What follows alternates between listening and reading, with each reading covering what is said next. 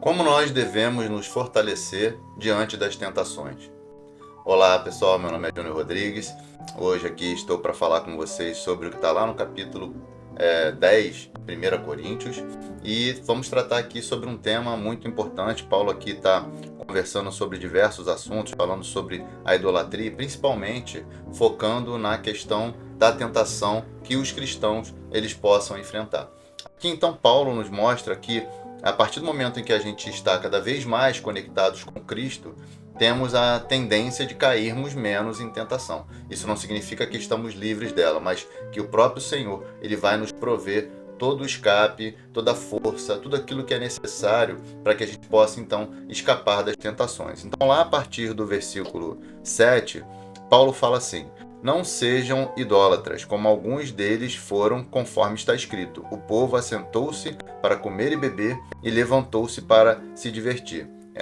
Esses alguns deles que ele está falando são os israelitas, os hebreus da época de Moisés. E não pratiquemos imoralidade, como alguns deles o fizeram e caíram mortos, num só dia. 23.000. Não ponham Cristo à prova, como alguns deles fizeram e foram mortos pelas serpentes. Não fiquem murmurando, como alguns deles murmuraram e foram destruídos pelo exterminador. Estas coisas aconteceram com eles para servir de exemplo e foram escritas como advertência para nós, para quem o fim dos tempos tem chegado. Ou seja, tudo isso aqui é ensino para que a gente aprenda com essas lições e a gente possa não repetir os mesmos erros, para que a gente possa agir de uma forma diferente. E aí ele continua, versículo 12. Por isso, aquele que pensa estar em pé, que não caia. Não sobreveio a vocês nenhuma tentação que não fosse humana, mas Deus é fiel e não permitirá que vocês sejam tentados além do que podem suportar. Pelo contrário, juntamente com a tentação, proverá livramento, para que vocês o possam suportar.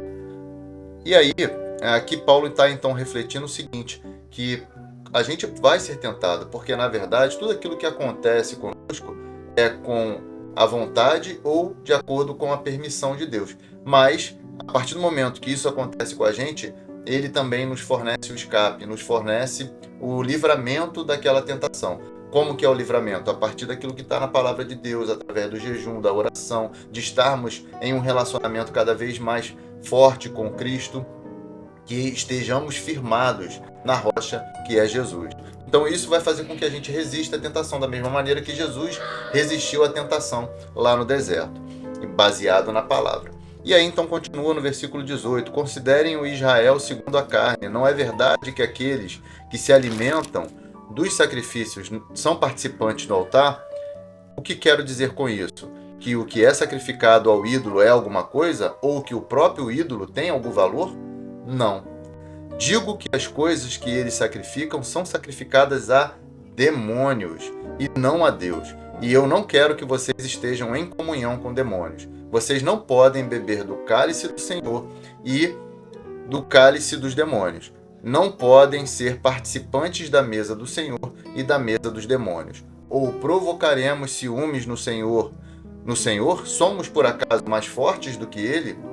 Todas as coisas são lícitas, entre aspas, né? Significando que isso era a fala dos coríntios, mas nem todas convêm. Todas as coisas são lícitas, mas nem todas edificam. Então Paulo está querendo refletir para a gente aqui o seguinte, que a gente, por mais que a gente esteja participando em algum evento, alguma situação com pessoas, a gente precisa então ter a consciência de que nós não estamos adorando a nenhum outro Deus senão o nosso Deus, o Deus verdadeiro, o Senhor de todas as coisas, o Criador.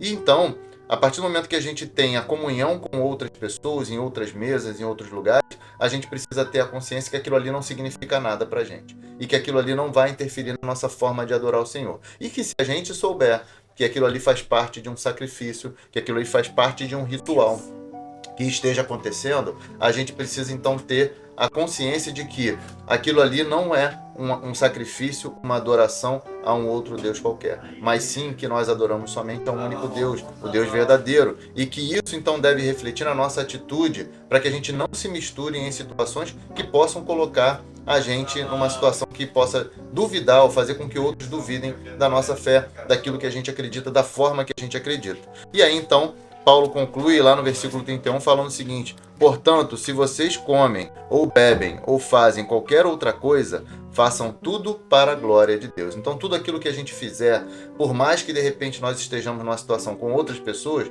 desde que aquilo ali não se refira a um ritual, a um momento ali de sacrifício, de adoração a outro Deus, tudo aquilo que a gente fizer, por mais que de repente aquela carne tenha sido até oferecida para demônios ou para qualquer outra situação, outros falsos deuses, né, que eles estejam adorando, nós, se não soubermos disso, se não soubermos que aquilo ali faz parte de um ritual, aquilo ali não vai interferir em nada na nossa vida, porque nós estamos fazendo para a glória de Deus. Então, quer beber, quer comer, quer façais qualquer outra coisa, nós estamos fazendo tudo para a glória de Deus. Então, todos os nossos atos, todos os nossos pensamentos, todas as nossas falas, tudo aquilo que a gente tiver em termos de comunhão com outras pessoas, deve servir para a glória de Deus. Nós devemos glorificar a Deus nas nossas atitudes, em tudo aquilo que a gente fizer, falar e pensar, para que então as pessoas vejam isso em nós e queiram então se espelhar em nós, para que se tornem também cidadãos salvos em Cristo.